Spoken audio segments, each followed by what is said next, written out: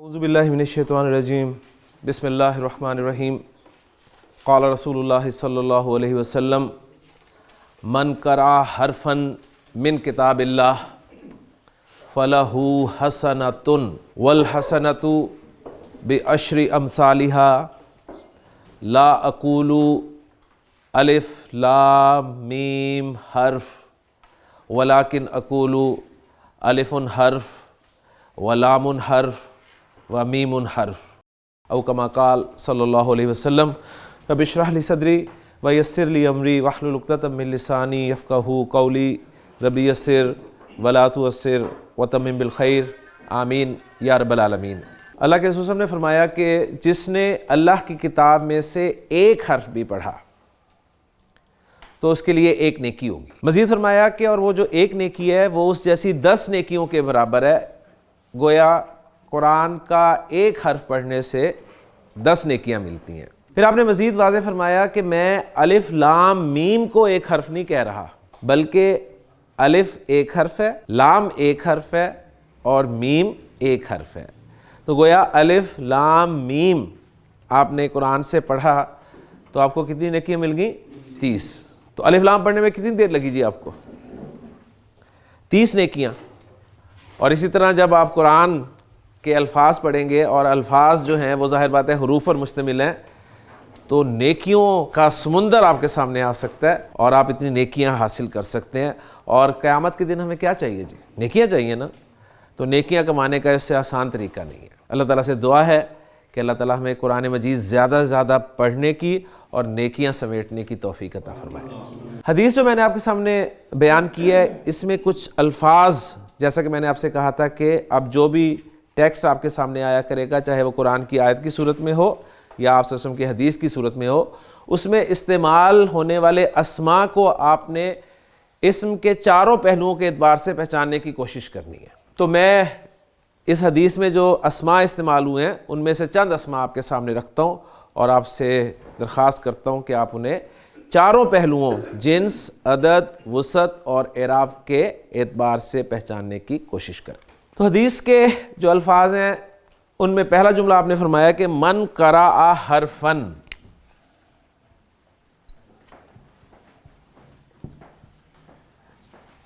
میں نے پہلا اسم آپ کے سامنے رکھا اور میں اسے اسم کیوں کہہ رہا ہوں؟ اس لفظ کے آخر میں آپ تنوین دیکھ رہے ہیں جو کہ اسم کی ایک موٹی علامت ہے۔ اسم ہو گیا۔ جب اسم آپ کے سامنے آ گیا تو اب 4 باتیں اسم کے حوالے سے آپ نے جاننے کی کوشش کرنی ہے۔ پہلی بات جنس کے اعتبار سے کہ حرف آپ مذکر کنسیڈر کریں گے عربی میں یا مؤنث، یعنی جو پکچر آپ نے پڑھی ہے اس کے مطابق یہ مذکر ہوگا، جنس کا تعین ہو گیا۔ اس کے بعد عدد کی طرف آئیں تو کیا یہ واحد ہے، مثنیٰ ہے یا جمع ہے؟ واحد ہے۔ اور واحد یہ اس لیے بھی ہے کہ آپ کو اس کی جمع بھی آتی ہے، حرف کی جمع آپ کو پتہ ہے حروف آتی ہے، تو یہ واحد اسم ہے۔ اور اگر آپ سے پوچھا جائے کہ یہ مثنیٰ کیوں نہیں ہے تو آپ کہیں گے نہ مجھے اس میں آنی کی آواز نظر آ رہی ہے نہ عینی کی آواز۔ اور اگر آپ سے پوچھا جائے کہ یہ جمع سالم کیوں نہیں ہے مذکر میں تو آپ کو پتہ ہے جمع سالم مذکر میں اونا کی آواز آتی ہے یا اینا کی آواز آتی ہے، وہ دونوں آوازیں یہاں پر موجود نہیں ہیں۔ اس کے بعد تیسرا پہلو وسعت۔ وسعت کے اعتبار سے بتائیے مجھے حرف لفظ جو ہے یہ نکرہ ہے یا معرفہ؟ نکرہ۔ کیوں؟ اس لیے کہ یہ اس چارٹ میں فٹ نہیں بیٹھتا۔ ہم نے معرفہ کی جو 6 اقسام پڑھی ہیں ان میں کہیں بھی نہیں فٹ بیٹھتا۔ حرف کوئی علم نہیں ہے، پراپر ناؤن نہیں ہے۔ پروناؤنس کی جو 3 اقسام ہیں ان میں نہیں ہے، الف لام بھی داخل نہیں ہوا اور نہ ہی اس سے پہلے یا لگا ہوا ہے، تو معرفہ کی 6 اقسام میں یہ فٹ نہیں بیٹھا، لہٰذا نکرہ۔ اب آئیں گے ہم اس کا اعراب کیا ہے۔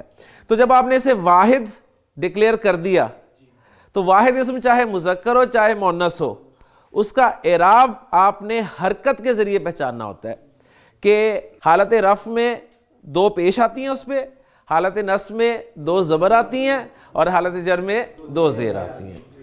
تو الحمدللہ آپ فوراً پہچان لیں گے کہ یہ حالت نصب میں استعمال ہوا ہے۔ اور جو میں نے آپ کو بتایا تھا کہ جب بھی 2 زبر لکھی جائیں گی تو 2 زبر کے بعد ایک الف ضرور لکھا جائے گا، تو وہ یہاں پر آپ کو لکھا ہوا مل گیا۔ تو الحمدللہ جی ایک لفظ آپ نے پورا اس کا انالیسس کر لیا۔ من قرأ حرفا من کتاب اللہ فلہ حسنۃ،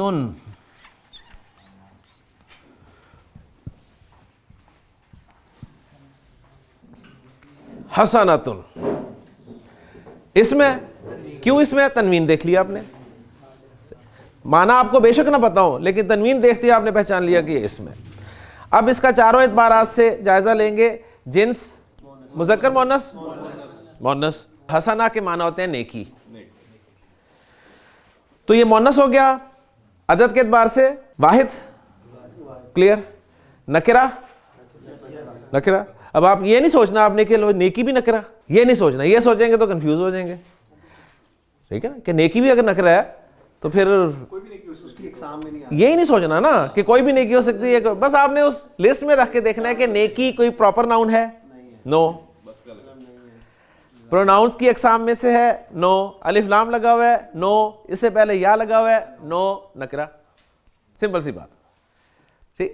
ورنہ یہ سوچیں گے تو کنفیوز ہوں گے۔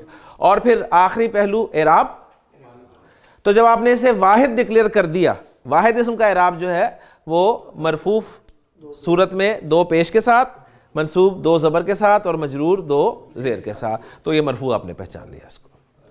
نکرہ اسم جب بھی آپ کے سامنے آیا نا دو طرح کا ہوگا، یا تو وہ صفت ہوگا، یا وہ صفت ہوگا، یا پھر وہ ذات ہوگا، اسم ذات۔ اسم ذات کہتے ہیں کہ کوئی بھی آپ کے سامنے نام آیا اور ایک پکچر آپ کے ذہن میں آ گئی۔ کیسے؟ میں نے کہا قلم، تو آپ کے ذہن میں قلم کی ایک پکچر آ گئی، آ گئی نا۔ کتاب، کسی نہ کسی کتاب کی پکچر آپ کے ذہن میں ضرور آ گئی۔ لیکن جب میں نے کہا نیک، تو نیک کی کوئی پکچر ہے؟ یعنی وہ پکچر پہ نہیں آتا، وہ بالکل ایسے کہہ سکتے ہیں اس کو۔ تو یہ دو قسمیں، نکرہ میں دو قسمیں ہوتی ہیں، یا تو اسم صفت ہوگا، اگر اسم صفت نہیں ہوگا تو اسم ذات ہوگا۔ من قرأ حرفا من کتاب اللہ فلہ حسنۃ، پھر آگے آپ نے فرمایا کہ والحسنۃ،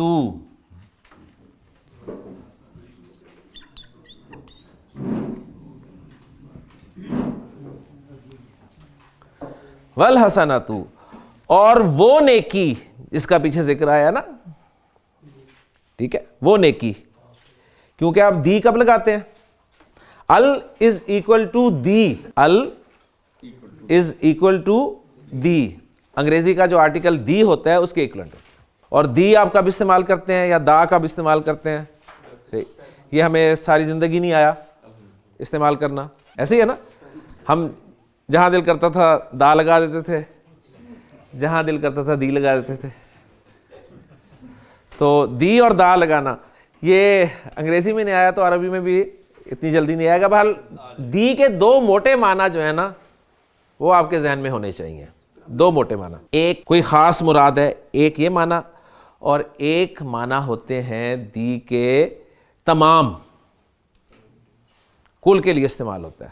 سورۃ الفاتحہ آپ پڑھنا شروع کرتے ہیں، وہاں پر پہلا لفظ ہے جی الحمد۔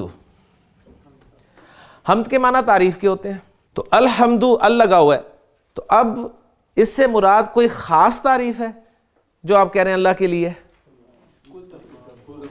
آپ کو ترجمے میں لکھا ملتا ہے تمام تعریفیں اللہ کے لیے، تو وہ تمام کا مفہوم کس نے دیا؟ اس ال نے۔ جس طرح ہم انگریزی میں کہتے ہیں نا the cow gives milk، the cow gives milk، اس کا مطلب ہے کوئی خاص گائے دودھ دیتی ہے؟ نو، تمام گائیں دودھ دیتی ہیں۔ تو تمام کا مفہوم، بس یہ دو موٹے مفہوم یاد رکھنے ہیں، کوئی خاص یا تمام کا مفہوم، یہ انشاءاللہ تعالیٰ آپ کو پتہ چل جائے گا۔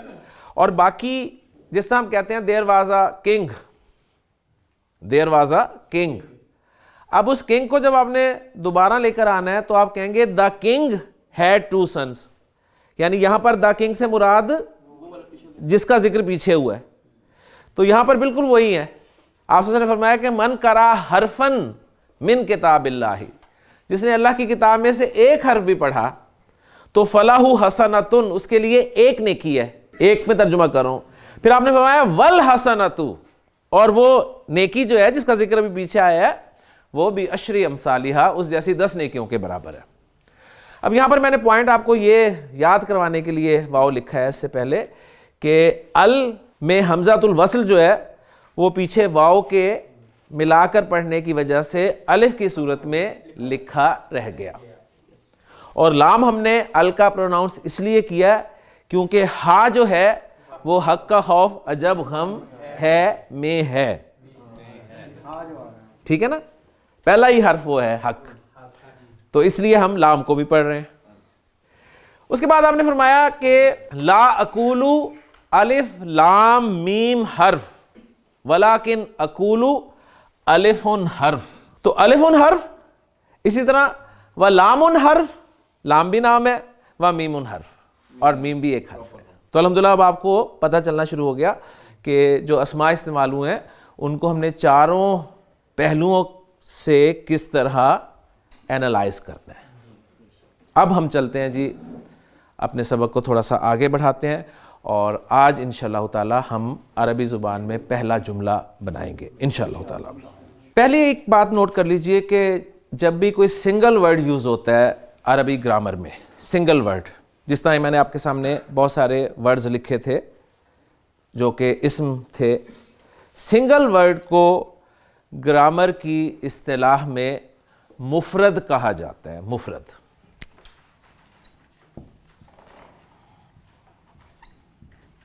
مفرد سنگل ورڈ، ہمارے ہاں مفرد واحد کے لیے بھی بولا جاتا ہے، لیکن یہاں پر میں سنگل ورڈ کے لیے مفرد کا لفظ استعمال کر رہا ہوں۔ گرامر کی ٹرمینالوجی میں مفرد کہیں گے سنگل ورڈ کو۔ مثلا ولد، ولد مفرد ہے، ولدانی مفرد ہے، ترجمہ اس کا دو لڑکے ہیں لیکن ورڈ سنگل ہے اس لیے میں اسے مفرد کہہ رہا ہوں۔ اولاد، ولد کی جمع، میننگز جمع کے ہیں لیکن ورڈ سنگل ہے لہٰذا میں اسے کہہ رہا ہوں مفرد ہے۔ بات سمجھ میں آ گئی؟ جنہ مفرد، جنتانی مفرد، جنات مفرد۔ تو سنگل ورڈ کو گرامر کی اصطلاح میں مفرد کہا جاتا ہے، چاہے میننگ اس کے ایک کے ہوں، دو کے ہوں یا جمع کے ہوں، اس ورڈ کو آپ نے مفرد کہنا ہے گرامیٹیکلی۔ سنگل ورڈ جہاں بھی پڑا ہوگا وہ مفرد کہلائے گا۔ مفرد کے ساتھ جب مفرد ملتا ہے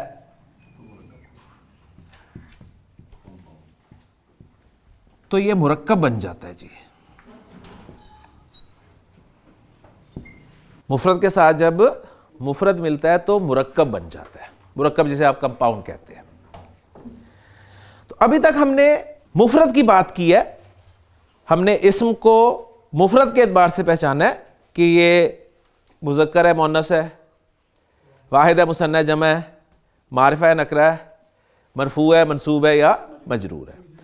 اب ہم چلیں گے مرکب کی طرف، یعنی اب ہم کم از کم دو اسماء کو ملا کر ایک مرکب بنائیں گے، دو اسماء کو ملا کر ایک مرکب بنائیں گے۔ تو مفرد پلس مفرد از اکول ٹو مرکب، اور عربی زبان میں جب بھی مرکب بنتا ہے نا، جب بھی مرکب بنتا ہے تو وہ دو طرح کا ہوتا ہے، یا وہ ناقص ہوتا ہے، ناقص، ناقص نکلا ہے نقص سے، نقص کہتے ہیں کمی کو، کمی کو۔ وَلَنَبْلُوَنَّكُمْ بِشَيْءٍ مِّنَ الْخَوْفِ وَالْجُوعِ وَنَقْصٍ مِّنَ الْأَمْوَالِ وَالْأَنفُسِ وَالثَّمَرَاتِ۔ تو نقص کے معنی ہوتے ہیں کمی، ہم ذرا نقص کو دوسرے معنی میں لیتے ہیں اردو میں۔ تو مرکب ناقص کا مطلب یہ ہے جو سینٹینس نہیں ہوگا۔ ہم دو اسماء ملائیں گے عربی زبان میں لیکن جملہ نہیں بنے گا، کہیں گے آپ اسے مرکب ہی لیکن وہ سینٹینس نہیں ہوگا۔ اور اگر دو الفاظ، دو اسماء کے ملانے سے سینٹینس بن جائے تو اس کو کہا جاتا ہے مرکب تام۔ تام کے معنی ہے کمپلیٹ کے۔ تو عربی زبان میں دو اسماء کے ملنے سے پہلی بات تو یہ کہ وہ مرکب بن جاتا ہے، اور وہ جو مرکب بنتا ہے وہ ناقص ہوتا ہے یا پھر تام ہوتا ہے۔ تام کہتے ہیں اس جملے کو، تام کہتے ہیں جملے کو، یعنی وہ جو مرکب ہے یا تو جملہ ہوگا دو اسماء کے ملنے سے یا جملہ نہیں ہوگا۔ تو ہم نے پورا فوکس رکھنا ہے اس بات پہ کہ دو اسماء جب ملیں گے تو جملہ کب بنے گا اور جملہ کب نہیں بنے گا، اس لیے پوری توجہ چاہیے آپ کی۔ آپ کو یاد ہوگا میں نے آپ کے سامنے عربی اپنے لسان القرآن کورس کا سلیبس جو ہے وہ ذکر کیا تھا کہ ہمارا سلیبس جو ہے وہ 5 چیزوں پر مشتمل ہے: اسم، فعل، حرف اور جملے کی 2 اقسام. جملے کی 2 اقسام. تو اب یہاں پر جو ہے وہ جملے کی 2 اقسام ہمارے سامنے آ رہی ہیں. ایک جملہ ہوگا جی جملہ اسمیہ، جو کہ نام سے بتا رہا ہے کہ اسم سے شروع ہوگا، اور دوسرا جملہ ہوگا جملہ فعلیہ، جو کہ نام بتا رہا ہے فعل سے شروع ہوگا. تو اب ہمارا سلیبس جو ہے وہ پورا ہمارے سامنے آ گیا کہ ہم نے لسان القرآن کورس میں کیا کیا پڑھنا ہے: اسم جو کہ ہم پڑھ رہے ہیں، فعل جو ابھی ہم نے نہیں پڑھا، حرف جس کا ابھی بھی ذکر نہیں آیا، پھر جملہ اسمیہ اور جملہ فعلیہ. یہ 5 چیزیں ہم نے پڑھنی ہیں، جن میں سے ہم نے اسم کو 4 پہلوؤں سے مکمل کر کے جملہ اسمیہ کی طرف ہم آ گئے ہیں الحمدللہ. تو اس وقت ہم اب جو سٹارٹ کرنے لگے ہیں وہ جملہ اسمیہ سٹارٹ کرنے لگے ہیں. تو اب یہ پکچر ساری میں مٹا دوں گا اور مین ہیڈنگ ہوگی ہماری جملہ اسمیہ، کہ عربی زبان میں 2 اسماء کو ملا کر جملہ کیسے بنایا جاتا ہے. اگر آپ ان باتوں کو فالو کر لیں گے تو جملہ آپ خود بنائیں گے انشاءاللہ. اگر آپ نہیں بنا پائیں گے تو اس کا مطلب ہے کہ آپ نے باتیں صحیح طریقے سے سمجھی نہیں، آپ کی اپنی کوئی سائنس جو ہے وہ چل رہی ہے. ٹھیک، سیکھنے کے لیے سب سے اہم بات جو ہوتی ہے نا، ذہن میں رکھیے کہ آپ اپنے آپ کو ایک طالب علم کی حیثیت سے کلاس میں بٹھایا کریں. جب آپ عالم بن کے کلاس میں بیٹھتے ہیں نا، عالم بن کے، تو پھر سیکھا نہیں جاتا. طالب علم بن کے بیٹھیں گے تو انشاءاللہ تعالیٰ کچھ نہ کچھ سیکھیں گے. صحیح. تو اس کا مطلب یہ ہوتا ہے کہ آپ نے جو کچھ پڑھا ہوا ہے، جو کچھ آپ کے علم میں ہے، اس کو ذرا سائڈ پہ کر دیں، اور جو ٹیچر جس پہ آپ نے اعتماد کیا ہے، آپ کے سامنے کھڑا ہے، اسے تھوڑا موقع دیں کہ وہ آپ کو کچھ سمجھا سکے. اور اگر اس کی بات سمجھ میں آتی ہے تو انشاءاللہ تعالیٰ آپ دیکھیں یہ سلسلہ آگے چلے گا. جملہ اسمیہ.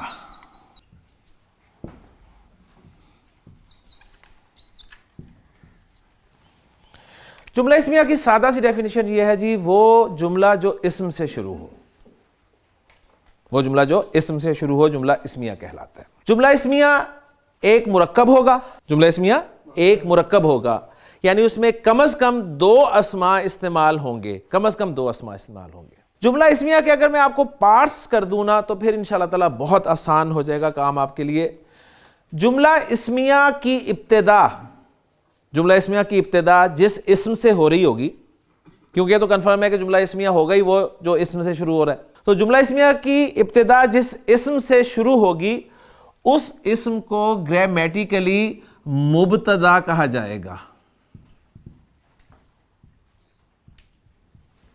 مبتدا، جسے آپ انگریزی میں سبجیکٹ کہیں گے. جملہ اسمیہ کا آغاز جس اسم سے ہوگا وہ کیا کہلائے گا؟ مبتدا. اور جملہ اسمیہ کا دوسرا پارٹ، دوسرا اسم، میں پھر یاد دلا رہا ہوں آپ کو، ہم نے 2 اسماء کو ایک ساتھ رکھ کر عربی زبان میں جملہ بنانا ہے. 2 اسماء کو صرف رکھ کے. تو دوسرا پارٹ، دوسرا اسم جو مبتدا کے بعد آئے گا وہ کہلائے گا خبر، جسے آپ پریڈیکیٹ کہیں گے. تو گویا جملہ اسمیہ کے 2 پارٹس ہو گئے، مبتدا اور خبر، انگریزی میں سبجیکٹ اور پریڈیکیٹ. اب مبتدا اور خبر کے لیے کیا شرائط ہیں؟ مبتدا اور خبر کے لیے کیا شرائط ہیں یہ نوٹ کر لیجئے. مبتدا آپ نے معرفہ رکھنا ہے.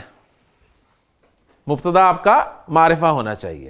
ہم بالکل بنیادی لیول پر جملہ بنا رہے ہیں نا، تو اس لیے جو چیزیں بتائی جا رہی ہیں انہیں آپ نے فالو کرنا ہے. مبتدا آپ نے معرفہ رکھنا ہے، اور خبر کی جگہ جو اسم رکھنا ہے آپ نے، وہ آپ نے نکرہ رکھنا ہے. مبتدا معرفہ، خبر نکرہ. اب اگر آپ نے معرفہ نکرہ نہیں پڑھے ہوئے تو مجھے بتائیں آپ جملہ کیسے بنا سکتے ہیں؟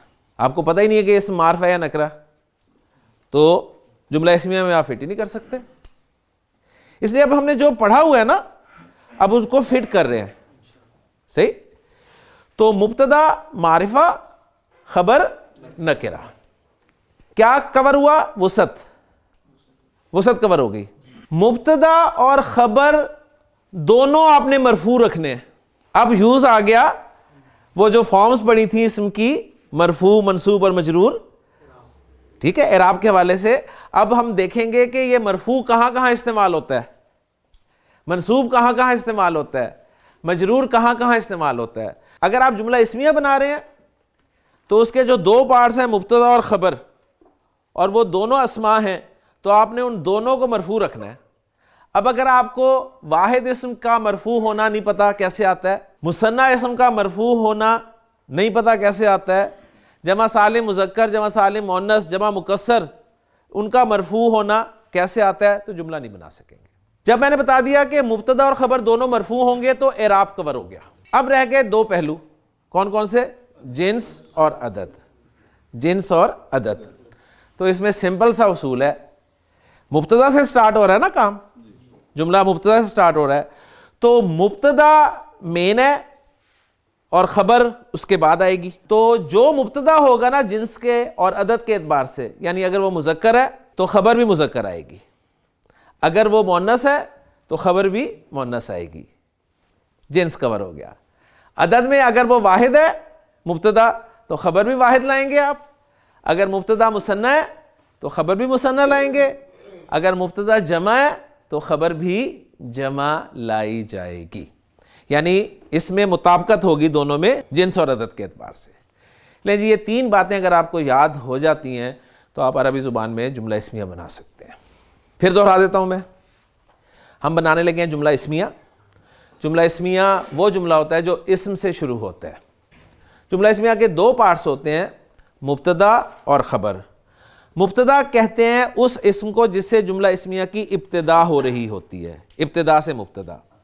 اور خبر کہتے ہیں اس پارٹ کو یا اس اسم کو جو مبتدا کے بارے میں بتایا جا رہا ہوتا ہے. خبر آپ کو بتائیے خبر ہے تو خبر کیا ہوتی ہے؟ جو کچھ آپ کو بتایا جا رہا ہوتا ہے. کھیل کی خبریں تو کھیل کے متعلق آپ کو بتایا جا رہا ہوتا ہے. مبتدا کے متعلق جو کچھ بتایا جا رہا ہوتا ہے اسے خبر کہتے ہیں. مبتدا معرفہ رکھنا ہے آپ نے, خبر نکرہ. مبتدا اور خبر دونوں کو مرفوع رکھنا ہے. مبتدا اور خبر دونوں میں جنس اور عدد کے اعتبار سے مطابقت رکھنی ہے. یہ تین باتیں آپ نے سامنے رکھنی ہیں. اب یہ آپ کو پتا چل گیا کہ مبتدا معرفہ ہوتا ہے, تو اب ہمیں معرفہ کی جو اقسام ہیں وہ ہم سامنے رکھتے ہیں, اور ان میں سے ایک ایک قسم کو اٹھاتے ہیں, مبتدا کی جگہ پہ رکھتے ہیں, اور پھر اس کے مطابق خبر لانے کی کوشش کرتے ہیں. تو معرفہ کی پہلی قسم کون سی تھی؟ علم. علم. تو علم زید جو ہے وہ علم ہے نا,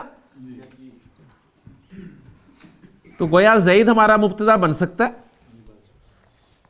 مبتدا بننے کے لیے فٹ ہے. مبتدا معرفہ اور مرفوع ہونے. زید کی مرفوع فارم کیا ہے؟ واحد اسم کی مرفوع فارم کیسے آتی ہے؟ دو پیش کے ساتھ. تو آپ فوراً اس کو بنا دیں گے جی زیدن. زیدن. اب زیدن آپ کا مبتدا ہے. اب آپ زید کے بارے میں بہت ساری خبریں لے سکتے ہیں. مثلا آپ یہ کہہ سکتے ہیں جی زید نیک ہے, زید استاد ہے, زید کھڑا ہے, زید بیٹھا ہے, زید انجینئر ہے, زید ڈاکٹر ہے, زید خوبصورت ہے. اب یہ جو میں گیپ دے کے کہہ رہا ہوں ہے, تو جو باقی الفاظ بول رہا ہوں, زید آ گیا, نیک. نیک کی عربی آپ کو آتی ہے کیا؟ عربی ہے اس کی صالح. اب مجھے آپ یہ بتائیں کہ صالح لفظ جو ہے خبر کی جگہ پہ آ رہا ہے, صالح نکرہ یا معرفہ؟ نکرہ ہے نا. کیوں نکرہ ہے؟ معرفہ کی اقسام میں آ ہی نہیں رہا. صالح نام تو نہیں ہے نا, صالح ٹھیک ہے نا, نام تو نہیں ہے نا.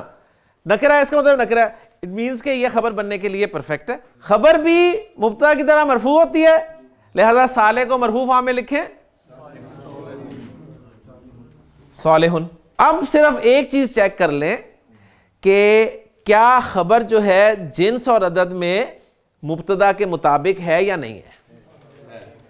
زید مذکر ہے تو صالح بھی مذکر ہے کہ نہیں ہے؟ مذکر ہی ہے نا, صالح مذکر ہے نا. صالح کی مؤنث کیا ہے؟ صالحہ.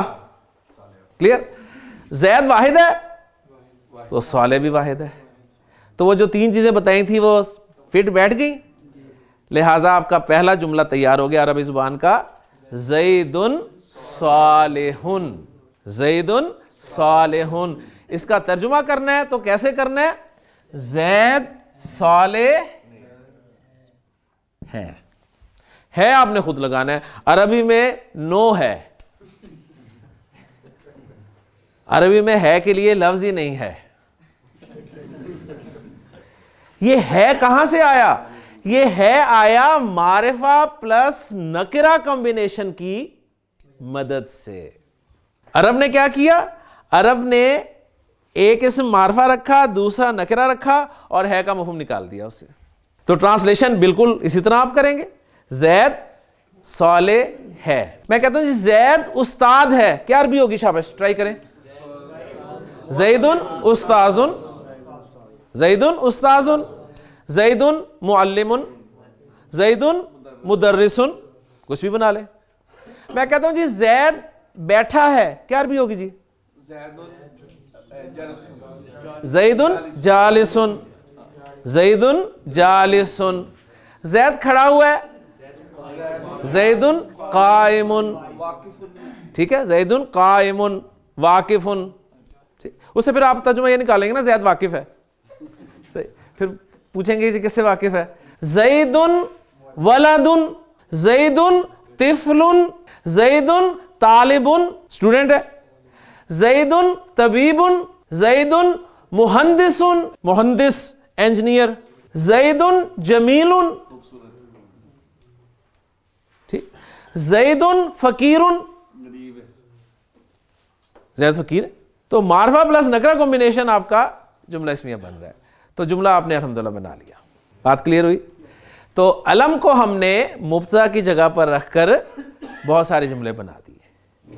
بس اب آپ نے خیال یہ رکھنا ہے کہ جسے آپ مبتدا بنا رہے ہیں وہ آپ کا معرفہ ہونا چاہیے اور خبر آپ کی نکرہ ہونی چاہیے، ٹھیک؟ اب یہ نہیں کہیں گے جی زیدن زیدن، ٹھیک؟ آپ کہیں گے یہ تو سینس بنتی ہے جی زید زیادہ ہے۔ بالکل بیسک لیول پہ ہم بات کر رہے ہیں تو مبتدا معرفہ خبر نکرہ دونوں مرفوع، اور ایک کام آپ نے اور کرنا ہے کہ دیکھنا ہے کہ دونوں میں جنس اور عدد کے اعتبار سے مطابقت بھی لازماً ہونی چاہیے۔ میں مبتدا کی جگہ پر اسم رکھ رہا ہوں اور اس کے لیے خبریں ہم لا سکتے ہیں۔ میں مبتدا کی جگہ پر اسم رکھ رہا ہوں محمد صلی اللہ علیہ وسلم، علم ہے، ٹھیک ہے، مبتدا بن سکتا ہے۔ مبتدا مرفوع ہونا چاہیے، محمد واحد، واحد کی مرفوع دو پیش کے ساتھ، محمد، صحیح۔ اب محمد، اس کے لیے آپ بہت ساری خبریں لا سکتے ہیں۔ محمد صلی اللہ علیہ وسلم رسول ہیں، رسول، محمد رسول، رسول نکرہ ہے۔ اب اگر آپ یہاں پر سوچیں گے نا رسول بھی نکرہ، تو نکرہ معرفہ کا کیسے فیصلہ کرنا ہے آپ نے؟ اس لسٹ سے، معرفہ کی لسٹ میں رکھ کر۔ رسول نہ تو علم ہے، رسول علم تو نہیں ہے نا۔ ہاں اگر کسی کا نام رسول ہو، اگر کوئی اپنا نام رسول رکھ لے تو پھر ہم کہیں گے جی علم ہے، ورنہ رسول علم نہیں ہے۔ نہ پروناؤنس میں سے ہے رسول، نہ رسول پہ الف لام داخل ہوا ہے، نہ رسول سے آپ پہلے یا دیکھ رہے ہیں، تو رسول نکرہ ہے، لہٰذا خبر کی جگہ پر آ گیا۔ مرفوع رکھا تو رسول، محمد رسول، محمد صلی اللہ علیہ وسلم رسول ہیں۔ اب ادب کے اعتبار سے ہم ترجمے میں ہیں لگائیں گے، ٹھیک ہو گیا نا؟ ہیں اس لیے میں کہہ رہا ہوں محمد صلی اللہ علیہ وسلم سچے ہیں، محمد صادق، محمد صادق، محمد صلی اللہ علیہ وسلم امین ہیں، محمد امین، محمد امین۔ اب یہ ہمارا بیسک جملہ بنا ہے۔ ابھی انشاءاللہ تعالی ہمارا جملہ آگے بڑھے گا، ہم پھر کہیں گے جی محمد صلی اللہ علیہ وسلم اللہ کے رسول ہیں۔ ابھی صرف ہم نے کہا رسول ہیں، پھر ہم کہیں گے اللہ کے رسول ہے، پھر ہم یہ بھی کہہ سکتے ہیں محمد صلی اللہ علیہ وسلم اللہ کے آخری رسول ہیں، تو جملہ بڑھتا جائے گا۔ لیکن اس کے لیے بیسک جملہ جو ہے وہ آپ کو آنا چاہیے، بیس یہی ہے جملے کی، اس میں ہم اضافہ کرتے جائیں گے اور انشاءاللہ جملہ ہمارا بڑھتا جائے گا۔ کلیئر ہو گیا جی؟ اب چلتے ہیں آگے۔ میں کہتا ہوں ابراہیم نبی ہیں، یہ میں جملہ بنانا چاہ رہا ہوں، تو ابراہیم مبتدا بن سکتا ہے، علم ہے، فٹ ہو جائے گا. تو میں لکھتا ہوں جی ابراہیم. اب ابراہیم کو میں نے مرفوع لکھنا ہے. واحد اسم مرفوع کیسے آتا ہے؟ دو پیش کے ساتھ. صحیح. تو آپ اس پہ پہلا کام یہ کریں گے، دو پیش ڈالیں گے، آپ کہیں گے جی ابراہیمن. یہاں پر ایک چھوٹا سا پوائنٹ آپ نے سمجھنا ہے، بس چھوٹا سا پوائنٹ. پھر آپ دیکھیں انشاءاللہ تعالی اور عربی کی خوبصورتی آپ کے سامنے آئے گی. وہ چھوٹا سا پوائنٹ یہ ہے کہ کچھ اسماء عربی زبان میں استعمال ہونے والے کچھ اسماء جو ہیں، اور یہ کچھ اسماء واحد اور جمع مکسر کی بات میں کر رہا ہوں، واحد اور جمع مکسر اسماء کی. واحد اور جمع مکسر اسماء کی بات اس لیے کر رہا ہوں کہ یہ وہ اسماء ہیں جن کے آخر میں آپ کو تنوین نظر آتی ہے، دو پیش، دو زبر اور دو زیر، تینوں صورتوں میں دو دو حرکتیں نظر آتی ہیں. عربی زبان میں استعمال ہونے والے کچھ اسماء ایسے ہیں جو ڈبل حرکت لینے سے انکار کر دیتے ہیں، ایک تو ہم نے پڑھا ہے ڈبل حرکت کب نہیں آتی؟ جب الف لام آ جاتا ہے. ایک تو یہ پوائنٹ پڑھا ہے نا، ڈبل حرکت نہ آنے کی ایک وجہ کیا ہے کہ الف لام آ جائے تو پھر تنوین نہیں آتی. ایک وہ تو کلیئر ہے. صحیح. کچھ ایسے اسماء ہوتے ہیں جو الف لام کی وجہ سے نہیں، بلکہ کہتے ہیں ہمیں ویسے ہی ڈبل حرکت نہیں اچھی لگتی، ہمیں ڈبل حرکت ویسے ہی نہیں پسند، ان پہ ڈبل حرکت نہیں ڈالنی آپ نے. ہاں اگر آپ ڈال دیں گے تو عرب کے سامنے جب وہ جملہ آئے گا تو وہ کہے گا یار اسے عربی نہیں آتی، بس زیادہ زیادہ وہ یہ کہے گا کہ اس پہ ڈبل حرکت نہیں آنی تھی، اس نے ڈال دی. کوئی اس میں ایسا نہیں ہوگا کہ آپ کا جملہ غلط ہو جائے گا، صرف یہ پتہ چلے گا کہ اسے یہ پتہ نہیں ہے کہ اس میں ڈبل حرکت نہیں آتی. تو بات جو سامنے آئی ہے وہ یہ آئی ہے کہ عربی زبان میں استعمال ہونے والے کچھ اسماء ایسے ہیں، کچھ پہ زور دے رہا ہوں میں، ٹھیک ہے نا، کچھ اسماء ایسے ہیں جو ڈبل حرکت کو قبول نہیں کرتے. ان اسماء کو کہتے کیا ہیں؟ ایک سوال. اور دوسرا سوال، یہ کون کون سے اسماء ہو سکتے ہیں؟ ان دو سوالوں کے جواب اگر آپ کو دے دوں تو مسئلہ حل ہو جائے گا. ابراہیم انہی اسماء میں سے ایک اسم ہے جو ڈبل حرکت قبول نہیں کرتا، پسند نہیں کرتا. صحیح. تو پہلے میں اس کی ڈبل حرکت ہٹاؤں تو ابراہیمو استعمال ہوگا، یہ ناٹ ابراہیمن.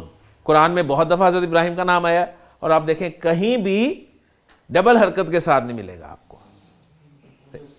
تو میں اب آپ کو یہ بتانے لگا ہوں کہ عربی زبان میں استعمال ہونے والے کچھ اسماء ایسے ہوتے ہیں جو ڈبل حرکت نہیں لیتے. ان اسماء کو کیا کہتے ہیں اور وہ کون کون سے اسماء ہوتے ہیں؟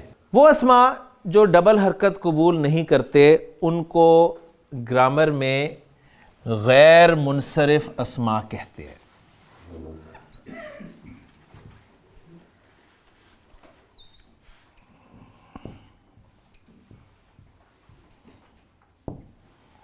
غیر منصرف. جو کلاس میں نہیں آتے انہیں کیا کہتے ہیں؟ غیر حاضر. اور جو کلاس میں آتے ہیں حاضر. جو ڈبل حرکت نہیں لیتے انہیں کیا کہتے ہیں؟ غیر منصرف. اور جو ڈبل حرکت لیتے ہیں منصرف. دوسرے کے بتانے کی ضرورت ہی نہیں آپ کو. وہ اسماء جو ڈبل حرکت قبول نہیں کرتے، ڈبل حرکت نہیں لیتے، انہیں کیا کہتے ہیں؟ غیر منصرف. یہ غیر منصرف اسماء، ایک سوال کا جواب مل گیا، نام بتا دیا. یہ غیر منصرف اسماء کون کون سے ہو سکتے ہیں؟ اس کی ایک لسٹ جو ہے وہ ہم نے انشاءاللہ تعالی اس کورس کے دوران مکمل کرنی ہے. 8-10 کیٹیگریز ہوں گی سمپل پوری عربی میں. تو اس میں سے چند بتا دیتا ہوں ابھی تاکہ ہم یہاں پر جو استعمال ہو رہی ہے اسے اپلائی کریں اور پھر اپنے سبق کو آگے لے کے چلیں. تو آپ اپنی کاپیز میں ایک ہیڈنگ دے لیں، غیر منصرف اسماء کی اقسام. غیر منصرف اسماء کی اقسام کہ یعنی کون کون سے اسماء غیر منصرف ہوتے ہیں. نمبر 1، 6 نبیوں کے علاوہ تمام نبیوں کے نام. تمام نبیوں کے نام کیا ہیں؟ 6 نبیوں کے علاوہ غیر منصرف. یعنی تمام نبیوں کے نام ڈبل حرکت نہیں لیں گے سوائے 6 کے. تو اب تمام کے بتاؤں یا 6 کے بتا دوں؟ 6 بتا دوں نا, آسان کام ہے. تو جو 6 ہیں وہ نوٹ کر لیں. 6 میں سب سے پہلے محمد صلی اللہ علیہ وسلم, کیونکہ ڈبل حرکت لے رہے ہیں, قرآن ثابت کر رہا ہے. اوکے. نمبر 2 نوح علیہ السلام. نمبر 3 ہود علیہ السلام, کیونکہ قرآن میں یہ استعمال ہوئے اس لیے میں آپ کو یہ ساری باتیں بتا رہا ہوں. نمبر 4 لوط علیہ السلام. نمبر 5 صالح علیہ السلام. اور نمبر 6 شعیب علیہ السلام. ہاں جی, 6 کون کون سے نام ہیں؟ محمد ٹاپ آف دا لسٹ صلی اللہ علیہ وسلم, نوح علیہ السلام, ہود علیہ السلام, لوط علیہ السلام, صالح علیہ السلام اور شعیب علیہ السلام. لہٰذا ان 6 پر تو آپ نے ڈبل حرکت بولنی ہے. ان کے علاوہ جس بھی نبی کا نام آ جائے اس پہ آپ نے ڈبل حرکت نہیں بولنی. تو ابراہیم 6 کے علاوہ ہے, لہٰذا اس میں نے سنگل حرکت رکھی ہے. اسماعیل پر ڈبل حرکت بولوں گا؟ نو. اسحاق پر؟ نو. یعقوب پر؟ نو. یوسف پر؟ نو. یونس پر؟ نو. ایوب پر؟ نو. یونس پر؟ نو. یہ سارے نام قرآن میں استعمال ہوئے ہیں اور آپ کو بغیر ڈبل حرکت کی نظر آئیں گے. تو جملہ مکمل کر لیتے ہیں اور پھر انشاءاللہ تعالی ختم کرتے ہیں لیکچر کو. تو میں یہ کہنا چاہ رہا تھا کہ ابراہیم نبی ہیں, ابراہیم نبی ہیں. تو ابراہیم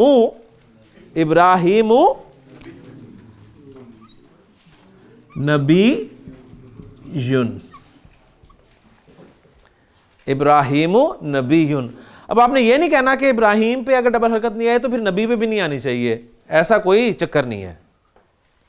ٹھیک, یعنی آپ نے اپنی عقل یا گرامر جو ہے وہ نہیں لگانی, جو بتایا جا رہا ہے وہی آپ نے فالو کرنا ہے. تو ابراہیم نبی ہیں, ابراہیم نبیٌ. اسماعیل نبی ہیں, اسماعیل نبیٌ. اسحاق علیہ السلام نبی ہیں, اسحاق نبیٌ. یوسف علیہ السلام نبی ہیں, یوسف نبیٌ. یونس علیہ السلام نبی ہیں, یونس نبی. تو الحمدللہ یہاں تک ہمارا کام مکمل ہو گیا. انشاءاللہ تعالیٰ اگلے لیکچر میں اسی سلسلے کو آگے لے کر چلیں گے. سبحانک اللہم و بحمدک اشہد ان لا الہ الا انت استغفرک و اتوب